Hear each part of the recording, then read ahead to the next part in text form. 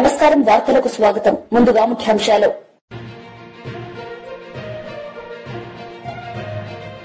సినీ దర్శకుడు ఆర్జీవీపై కేసు నమోదు. ఆర్జీవీ కోసం గాలిస్తున్న పోలీసులు.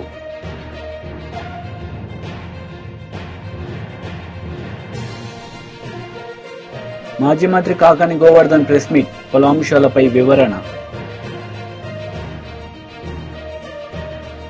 చంద్రబాబు, లోకేష్, పవన్ కళ్యాణ్ కించపరుస్తూ పోస్టులు పెట్టిన కేసులో విచారణకు రాకుండా తప్పించుకుని తిరుగుతున్న సినీ దర్శకుడు రామ్ గోపాల్ వర్మ కోసం పోలీసులు అన్వేషిస్తున్నారు. గతంలోనే విచారణకు డుమ్మా కొట్టిన వర్మ ఇవాల్టి విచారణకు గైర్హాజరయ్యారు.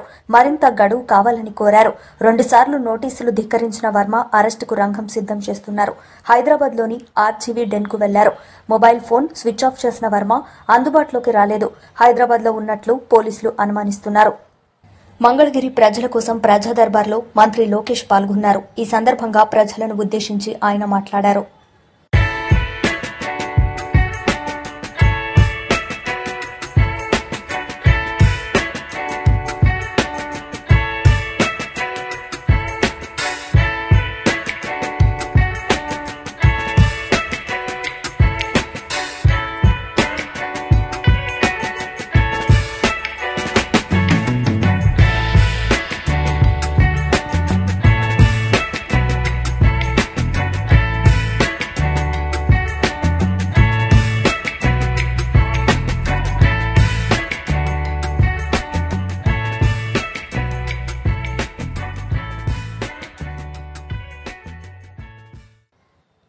కులగణన కమిషన్ కు 20 డిమాండ్లతో కూడిన వినతి పత్రాన్ని ఎమ్మెల్సీ కవిత అందజేశారు.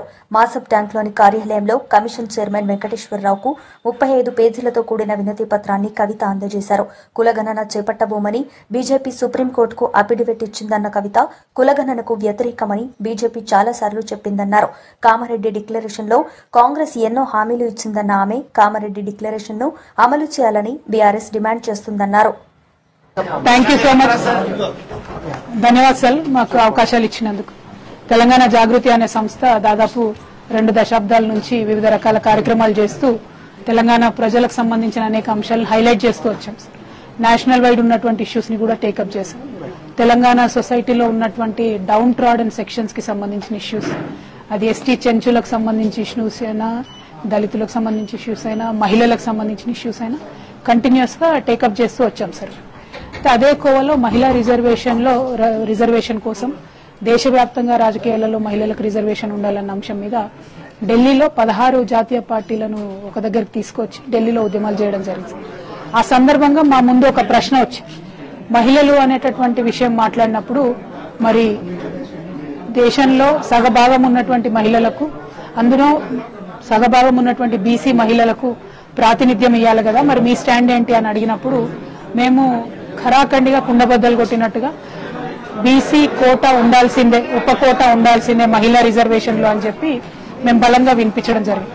అయితే మహిళా రిజర్వేషన్ లో బీసీ ఉప కోటా ఉండాలి అన్నప్పుడు అసలంటూ బీసీలకు రిజర్వేషన్ ఉంటేనే మహిళా కోటా సాధ్యమవుతుంది. కాబట్టి బీసీ ఉద్యమాన్ని బీసీలకు, ఓబీసీలకు దేశవ్యాప్తంగా కోటా ఉండాలనేటటువంటి అంశం మీద అధ్యయనం చేయడం స్టార్ట్ చేసినాం సార్.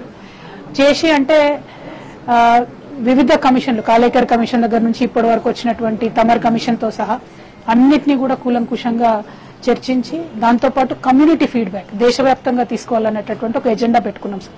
అందులో భాగంగా మధ్యప్రదేశ్ లాంటి ప్లేసెస్ లో జరిగినటువంటి మీటింగ్స్ కూడా అటెండ్ అయ్యి అక్కడ వాళ్ళ డేటా కూడా తీసుకోవడం జరిగింది.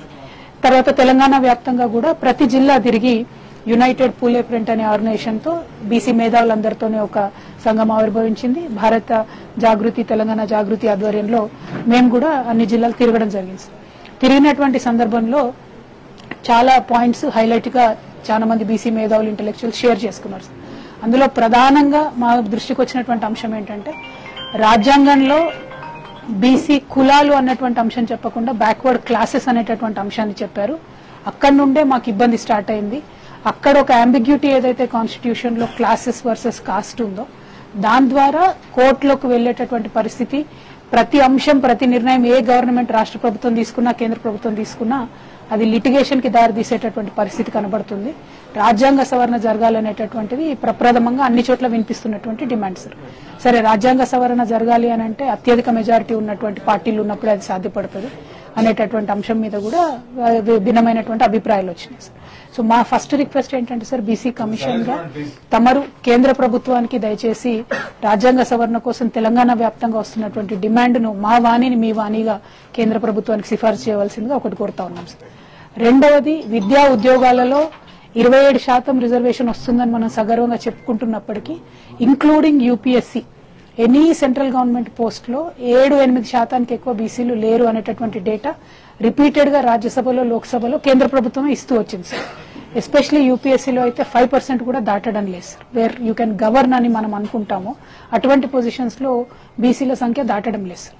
సో దానికి పటిష్టమైనటువంటి చర్యలు కేంద్ర ప్రభుత్వం తీసుకెళ్లాలని చెప్పి చేపట్టాలని చెప్పి తమ ద్వారా ఇంకొక సిఫారసు కేంద్ర ప్రభుత్వానికి.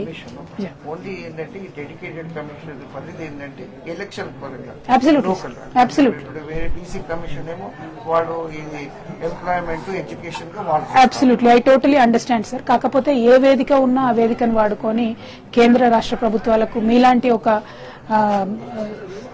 క్వాసి జ్యుడిషియల్ స్టేటస్ ఉన్నటువంటి కమిషన్ చెప్తే ఆ సీరియస్నెస్ వేరుంటుంది కదా సార్. సో సిఫారసు మాత్రమే, అడ్వైజ్ మాత్రమే చేయమని మేము రిక్వెస్ట్ చేస్తా ఉన్నాం సార్. అంటే బికాస్ ఇన్ ద ప్రాసెస్ మీకు సమాజం నుంచి వస్తున్నటువంటి డిమాండ్ చెప్పడంలో టీఓఆర్ మీరు అధిగమించినట్టు కాదేమో అని నా అభిప్రాయం సార్. అదొకటి. As a policy maker I know it is to be done at a parliament level, but మీ దగ్గర నుంచి అడ్వైజ్ వస్తే మాలాంటి వాళ్ళకి రిఫర్ చేయడానికి ఉంటుంది కదా సార్. మాటికి మేము అడ్వైజ్ చేసాము, తెలంగాణ ప్రజల డిమాండ్ ఇదని చెప్పడానికి అవుతుంది కదా. I finish. ఈ రెండు ప్రధానంగా కేంద్ర ప్రభుత్వంలో ఉన్నటువంటి అంశాలు. ఐఐటి, ఐఐఎం లాంటి ప్రెస్టీజియస్ ఇన్స్టిట్యూట్స్ లో ఎంతో పోరాటం చేస్తే తప్ప ఓబీసీ కోటా ఫుల్ఫిల్ అవ్వడం లేదు సార్. అదే ఇయర్ ఆన్ ఇయర్ జరుగుతున్నటువంటి వివక్ష. దానికి ఒక separate stream line green channel లాంటి సిస్టమ్ ఉండాలనేటటువంటిది కూడా ఒక డిమాండ్ వస్తుంది సార్. ఇవి పక్కన పెడితే కేంద్ర ప్రభుత్వ సంస్థతో వైఎస్సార్ కాంగ్రెస్ ప్రభుత్వం ఒప్పందం చేసుకుంది.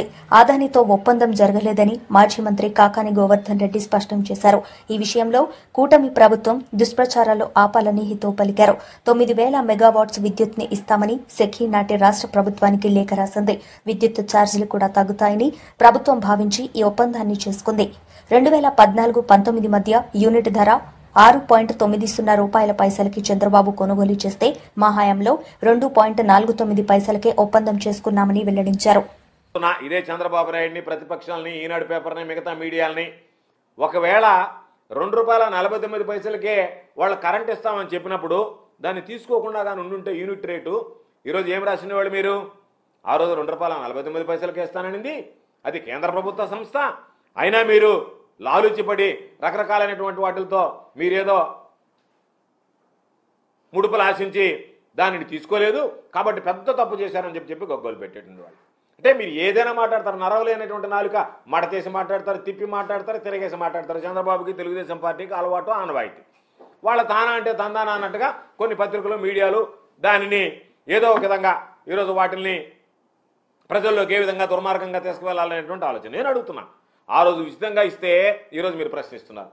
తీసుకోకపోతే ఎందుకు తీసుకోలేదు? ఉచితంగా ఇస్తే దాని వెనక మీకున్నటువంటి ఆంతరం ఏమిటి, ఆలోచన ఏమిటి అని చెప్పి ప్రశ్నించుంటేవాళ్ళు. కాబట్టి ఇటువంటివన్నీ వస్తాయనే రాష్ట్ర ప్రభుత్వం కేంద్ర ప్రభుత్వ సంస్థతో ఒప్పందం చేసుకోవడం అనేటువంటిది ఆనవాయితీ. కాబట్టి ఇది పారదర్శకంగా ఉంటుంది. కేంద్ర ప్రభుత్వం అన్ని విధాలు ఆలోచన చేసి నిర్ణయం తీసుకుంటుంది. అందులో భాగంగా మనకి తక్కువ ధరకే ఇస్తుంది. అన్ని ఆలోచన చేశాం. అటు కేంద్ర ప్రభుత్వం, ఇటు రైతుల ప్రయోజనాలు, తక్కువ రేటు రావడం, డిస్కమ్లకు సంబంధించి ఈరోజు మనం కొనుక్కున్నటువంటి వాటికి సంబంధించినటువంటి దాంట్లో ఎక్కడ ఇబ్బంది లేకుండా ఉంటుంది. అంతే తప్ప అదానీ సంస్థతో నేరుగా ఒప్పందం చేసుకున్నట్టుగానే రాస్తున్నాయి. ఈరోజు ఒకసారి చూద్దాం. చంద్రబాబు నాయుడు గురించి ఈరోజు పేపర్లు రాస్తున్నాయి కదా, ఆయన బ్రహ్మాండమైనటువంటి సంస్కరణలకర్త, సంస్కరణలకు ఆద్యుడు అని చెప్పి మాట్లాడుతున్నారు. సారి 2014-2019 మధ్య ఆంధ్ర రాష్ట్రంలో ఎంత చెల్లించాడు చంద్రబాబు నాయుడు ముఖ్యమంత్రిగా ఉన్నప్పుడు? యూనిట్కి సగటు రేటు ₹5.10 చెల్లించాడు. అవునా కాదా చెప్పానండి?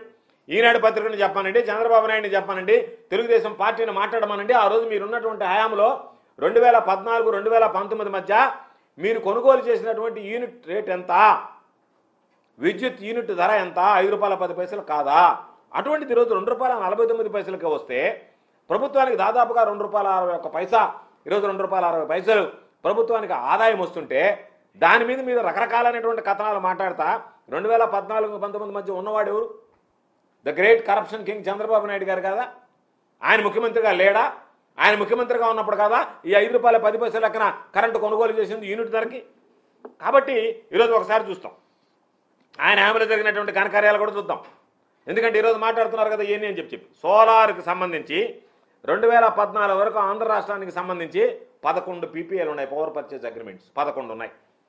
చంద్రబాబు అయిన తర్వాత 2015, 2019 మధ్య 2400 మెగావాట్లకు సంబంధించి 35 పీపీఏలు. అంటే చంద్రబాబు నాయుడుకు ముందు పవర్ పర్చేజ్ అగ్రిమెంట్లు 11 ఉంటే చంద్రబాబు నాయుడు గారు వచ్చిన తర్వాత 35 పీపీఏలకు ఉన్నాడు. దాదాపుగా వాటి విలువ ఎంత? 22,868 కోట్ల రూపాయలు చంద్రబాబు నాయుడు ఆ రోజు చేసినటువంటిది. కాబట్టి 2014లోనే ఆయన ఎంతకు సోలార్ విద్యుత్ కొనుగోలు చేశాడు? యూనిట్ ₹6.99, అంటే దాదాపుగా ₹7 యూనిట్కి ఆ రోజు ఆయన విద్యుత్ కొనుగోలు చేసి పీపీఏ చేసుకున్నాడు. 2016లో దాదాపుగా ఈ పీపీఏలు 1500 మెగావాట్ల మేర జరిగాయి. కాబట్టి నువ్వు చేసుకున్నటువంటి రేట్లు ₹5.10 దగ్గర నుంచి దాదాపుగా ₹5.10 దగ్గర నుంచి ₹6.90 వరకు ఈరోజు నువ్వు చేసినటువంటివి ఒక్కసారి చూస్తే మీ దగ్గర ఉన్నటువంటి పరిస్థితి యూనిట్కి గరిష్టంగా ₹3.74 నుంచి ₹4.84 వరకు చెల్లించాడు. ఇదైతే మరి సోలార్ విద్యుత్ అయితే 2014లో చేసుకున్నదైతే ₹6.99 లెక్కన చేసుకున్నాడు. 2016లో దాదాపుగా పీపీఏలు 1500 మెగావాట్ల మీద జరిగాయి. ఆ తర్వాత సెకీ వచ్చి ₹2.49 మేము తగ్గిస్తాము అంటే సిగ్గైనా లేకుండా ఆ రోజు మీరు ఇచ్చినటువంటి వాటికన్నా ఎంత తక్కువ ఉందనేటువంటిది మాట్లాడకుండా ఇదిగో ఇంత ఉన్నది వ్యత్యాసం ఇది ఉంది దాని మీద ఏదన్నా జరిగిందని మాట్లాడకుండా మేమున్నప్పుడు కొన్నా సరే, అవినీతికి పాల్పడ్డా సరే, ప్రజల నెత్తిన భారం వేసినా సరే, డిస్కమ్లు కుప్పకూలిపోయినా సరే, విద్యుత్ పంపిణీ వ్యవస్థ నాశనమైపోయినా సరే, మేము చేసినటువంటిది బ్రహ్మాండం, మీరు చేసినటువంటిది అవినీతి అని మాట్లాడడానికి అసలు వీళ్ళు ఏ విధంగా మాట్లాడుతున్నారు, ఏ విధంగా మాట్లాడడానికి ప్రయత్నిస్తున్నారు అనేటువంటిది ఆశ్చర్యం కలిగించేటువంటి విషయం. అందుకనే 2019-20 సంవత్సరానికి వచ్చినప్పుడు ప్రభుత్వం వచ్చినప్పుడు కూడా రెగ్యులేటరీ కమిషనే ఇచ్చింది. విద్యుత్ కొనుగోలుకు సంబంధించి దాదాపుగా రిలీజ్ చేసినటువంటి తారీఫులో దానికి సంబంధించి ₹4.63 సోలార్ ప్రాజెక్టుల నుంచి ఉన్నటువంటి యూనిట్ కొనుగోలు ధర దాదాపుగా ₹5.90గా నిర్ధారించింది. అక్కినేని వారింట పెళ్లి బాజాలు మోగేందుకు సమయం ఆసనమవుతుంది. నాగ చైతన్య శోభితలు 3 మూళ్ల బంధంతో ఒకటి కాబోతున్న విషయం తెలిసిందే. డిసెంబర్ 4వ తేదీన హైదరాబాద్ లో వీరి వివాహం జరగబోతుంది. ఈ నేపథ్యంలోనే తాజాగా వీరి వివాహానికి సంబంధించిన ఓ ఆసక్తికరమైన వార్త నెట్టింటా వైరల్ అవుతోంది.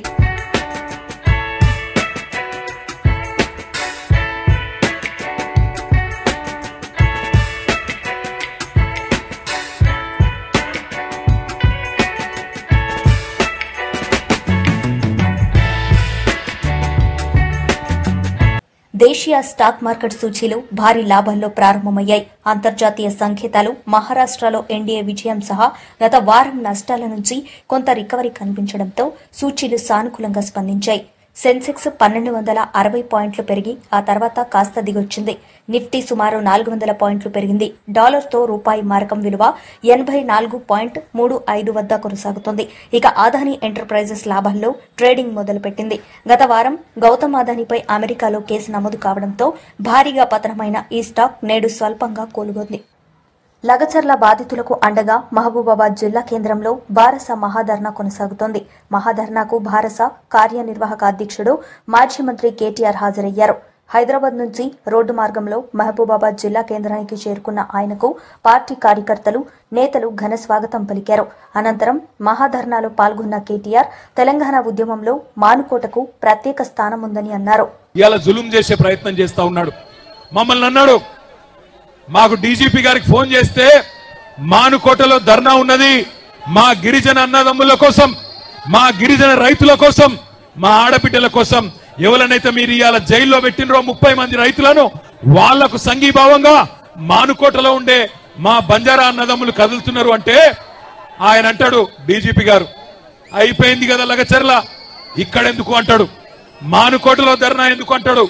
ఒక్క మానుకోటలోనే కాదు రేవంత్ రెడ్డి, ఈ రాష్ట్రంలో అవసరమైతే ఎక్కడెక్కడ బీద వాళ్ళు ఉన్నారో, ఎక్కడెక్కడ గిరిజన రైతులు ఉన్నారో, ఎక్కడెక్కడ మా దళిత అన్నదమ్ములు ఉన్నారో, ఎక్కడెక్కడ బలహీన వర్గాల అన్నదమ్ములు ఉన్నారో మొత్తం 119 నియోజకవర్గాల్లో అవసరమైతే ఆ కొడంగల్ బక్కజిక్కిన రైతుల కోసం తప్పకుండా బీఆర్ఎస్ పార్టీ ధర్నా చేస్తది, కదం దొక్కుతుంది, కదులుతుంది. నీ ప్రభుత్వాన్ని కూకటి వేళ్లతో పెకిలించేదాకా వదిలిపెట్టమనే మాట కూడా విజ్ఞప్తి చేస్తా ఉన్నా. ఇంకొక మాట నేను అడుగుతా ఉన్నా, మిమ్మల్ని ఆలోచించమని కోరుతున్నా. ఎవరి కోసం? ఫార్మా విలేజ్ అల్లుని కోసం అక్కడ ఫార్మా దుకాణం పెట్టి వాళ్ళ సొంత అల్లుని కోసం ఇవాళ పేదవాళ్ళ భూములు గుంజుకునే ప్రయత్నం చేస్తా ఉన్నాడు. ఈ ముఖ్యమంత్రి పేదోళ్ళ కోసం పనిచేస్తలేడు. అదాని కోసం, అల్లుని కోసం, అన్నగాని కోసం, తమ్ముడి కోసం, వాళ్ళ కోసం తప్ప రాష్ట్రంలో రైతుల కోసం గాని పేదవాళ్ళ కోసం గాని ఈ ముఖ్యమంత్రి పనిచేస్తలేడు. ఒక్కసారి ఆలోచించండి. ఇంకో 10 రోజులైతే సంవత్సరం నిండుతుంది రేవంత్ రెడ్డి ప్రభుత్వం కూర్చొని. ఏం చెప్పిండు అన్నాడు? యాదకొండల మీ అందరికీ మహబాద్కి వచ్చి ఇవాళ ఇక్కడున్న ఎమ్మెల్యే, డోర్నకల్ ఎమ్మెల్యే, అదేవిధంగా మహబాద్ జిల్లాలోని ఇల్లెందు ఎమ్మెల్యే సమాధానం చెప్పాలా? మీరే కదా ఇంటింటికి వచ్చింది, మీరే కదా గల్లీ గల్లీ తిరిగింది. 6 గ్యారంటీలు అన్నారు, 100 రోజుల్లో అమలు చేస్తామన్నారు, పేదవాళ్ళకు అండగా నిలబడతామన్నారు. ఏ ఒక్క హామీ అన్న అమలు అయిందా? ఒక్కసారి చెప్పవలసిందిగా కోరుతా ఉన్నా. కేసీఆర్ ఉన్నప్పుడు రైతు బంధు పడుతుండేనా? పడుతుండే అంటే ఎస్ అనాలే. పడుతుండేనా? కేసీఆర్ ఉన్నప్పుడు రైతు బంధు టైంకి పడుతుండేనా? రైతు బీమా వస్తుండేనా? 24 గంటల కరెంట్ వస్తుండేనా? మరి రేవంత్ రెడ్డి వచ్చినాక వస్తున్నాయా? రైతు బంధు ఎగ్గొట్టిండా? రైతు బీమా బంధు పెట్టిండా? బోనస్ బోగస్ అయిందా? ఆడబిడ్డలకు చెప్పిండు కదా నెలకు 2500 ఇస్తానని వచ్చినాయా? మహాలక్ష్మి అన్నాడు. మహారాష్ట్రలో కూడా తన్నులు తిన్నాడు. మహారాష్ట్ర పోయిండు, అక్కడ ఆడబిడ్డలు కూడా బుద్ధి చెప్పారు. వీడు పచ్చి లంగా తెలంగాణలో ఆడబిడ్డలను మోసం చేసిండు, మమ్మల మోసం చేసేందుకు వచ్చిండని చెప్పి మహారాష్ట్రలో ఉన్న ఆడబిడ్డలు చైతన్యం ప్రదర్శించిండ్రు.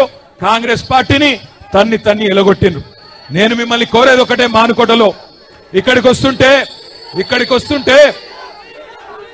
వస్తుంటే కొంతమంది ఎమ్మెల్యేలు వాళ్ళు కూడా గిరిజన బిడ్డలే. కొంతమంది ఎమ్మెల్యేలు అంటున్నారు రాళ్లతో కొడతారట, నేను వస్తే రాళ్లతో కొడతారట. నేను అడుగుతున్నా, ఇక్కడ ఉన్న ఎస్పీ గారిని, రాష్ట్రంలో ఉన్న డీజీపీని అడుగుతున్నా, అధికార కాంగ్రెస్ పార్టీ ఎమ్మెల్యేలు రాళ్లతోని కొడతామంటే మీరేం చేస్తున్నారో నేను అడుగుతా ఉన్నా. కేసులు మా మీద మాత్రమే పెడతారా? కాంగ్రెస్ వాళ్ళ మీద కేసులు ఉన్నాయా? కాంగ్రెస్ ఎమ్మెల్యేలు రాళ్లతోని కొడతామంటే, కాంగ్రెస్ మాజీ ఎమ్మెల్యేలు పెట్రోల్ పోసి తగలబెడతామంటే భయపడతాం అనుకుంటున్నారా? ఇది కేసీఆర్ తయారు చేసిన బృందం, కేసీఆర్ దళం. భయపడం. రాళ్లతోని మానుకోట సాక్షిగా చెప్తున్నా, మానుకోట రాళ్ల మహత్యమేందో తెలంగాణను అడ్డుకున్న ప్రతి ఒక్కడికి తెలుసు. మానుకోటలో 14 ఏళ్ల కిందటనే నిప్పు పుట్టింది, తర్వాత తెలంగాణ వచ్చింది. ఇవాళ మీరు వద్దంటే కోర్టుకు పోయినాం, మీరు పర్మిషన్ ఇయ్య అంటే కోర్టుకు పోయి కోర్టుకెళ్లి పర్మిషన్ తెచ్చుకున్నాం. 1000 మంది అనుకుంటే 25,000 మంది తరలి వచ్చి ఈరోజు బ్రహ్మాండంగా ఈ ప్రభుత్వం మీద ఎంత కోపం ఉందో, ఈ ప్రభుత్వం మీద ఎంత వ్యతిరేకత ఉందో ఇవాళ ఈ మానుకోట మహాధర్నా చూస్తేనే అర్థమైతా ఉన్నది. నేను మీ అందరితో ప్రార్థించేది ఒకటే, తప్పు జరిగింది, మోసపోయినాం, పర్వాలేదు, ఏమి ఇబ్బంది లేదు, 4 ఏళ్లు గట్టిగా కొట్లాడదాం. ఒక లగచర్ల కాదు, ఎక్కడ అన్యాయమైన గొంతిప్పుదాం. మొన్న లగచర్ల ఆడబిడ్డలు, మా బంజారా ఆడబిడ్డలు. బీఆర్ఎస్ బీజేపీలు గల్లీలో కుస్తీ, ఢిల్లీలో దోస్తీలా వ్యవహరిస్తున్నాయని మరోసారి స్పష్టమైందని మంత్రి పొన్నం ప్రభాకర్ అన్నారు. మహారాష్ట్రలో కాంగ్రెస్ ఓడిపోయినందుకు సంతోషపడుతున్నారా, బీజేపీ గెలిచిందని ఆనందపడుతున్నారా అనేది మాజీ మంత్రి హరీష్ రావు స్పష్టం చేయాలని డిమాండ్ చేశారు. పక్కనున్నటువంటి హోటల్ టూరిజం ప్లాజాల మొత్తం మహారాష్ట్ర నాయకులతో నింపి మొత్తంగా టీఆర్ఎస్ ను బీఆర్ఎస్ గా మార్చి మొత్తం మహారాష్ట్రలో కూడా రాజ్యం వెళ్తున్నటువంటిగా మాటలు మాట్లాడే మాట వాస్తవమా కాదా? అటువంటి వాళ్ళు ఎన్నికలు 1 సీటుకు పోటీ చేయకపోయి, 1 సీటు గెలవకపోయి, కానీ కాంగ్రెస్ ఓడిపోతే ఏమో సంతోషపడుతున్నారు. నాకు అర్థమవుతలేదు. బీజేపీ గెలిచేందుకు సంతోషమా, కాంగ్రెస్ ఓడిపోయినందుకు సంతోషమా? స్పష్టం చేయాలని కోరుతా ఉన్నా. సోదరు హరీష్ రావు గారు రాత్రి కలిసి ఒక ప్రోగ్రామ్ లా నేను హుజరాబాద్ ఏం చెప్పిపోయినో నేను కూడా ఇలా వచ్చి చెప్పాల్సి వస్తుంది. నిన్ననే చెప్పిన. నేను అడుగుతానా ఈ వేదిక ద్వారా, మహారాష్ట్ర ఎన్నికల్లో భారతీయ జనతా పార్టీ గెలిచినందుకు సంతోషపడుతుండ్రా, కాంగ్రెస్ పార్టీ ఓడిపోయినందుకు సంతోషపడుతురా? స్పష్టం చేయమని సందర్భంగా డిమాండ్ చేస్తా ఉన్నా. భారతీయ రాష్ట్ర సమితి, భారతీయ జనతా పార్టీ ఒకటి, ఢిల్లీలో కుస్తీ, గల్లీలో దోస్తీ అని మేము చెప్పింది. మళ్ళొక్కసారి నిజమైందా లేదు? ఎందుకంటే ఎన్నికలకు ముందు బూటక వాగ్దానాలు చెప్తారు. మహారాష్ట్రలో కాంగ్రెస్ కోటేదని పిలుపునిచ్చారు, ఢిల్లీకి పోయి పిలుపునిచ్చారు. అటువంటి వాళ్ళు ఇలా పార్లమెంట్ ఎన్నికల్లో భారతీయ జనతా పార్టీకి మద్దతునిచ్చి 0 సీట్లు తెచ్చుకున్న వాళ్ళు ఇలా కాంగ్రెస్ పార్టీ గురించి మాట్లాడుతుంటే నేను అడుగుతా ఉన్న వాళ్ళను, మీరు భారతీయ జనతా పార్టీకి బీటింగ్ కాకపోతే ఏమవుతారని అడుగుతా ఉన్నాం. ఇలా వార్తలు ముగించే ముందు ముఖ్యాంశాలు మరోసారి. సినీ దర్శకుడు ఆర్జీవీపై కేసు నమోదు. ఆర్జీవీ కోసం గాలిస్తున్న పోలీసులు.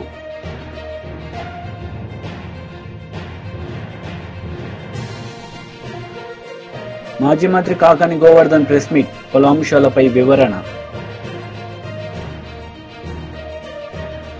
ఈ వార్తలు ఇంతటితో సమాప్తం. తిరిగి ప్రసారమయ్యే వార్తల్లో మళ్లీ కలుద్దాం. అంతవరకు సెలవు. నమస్తే.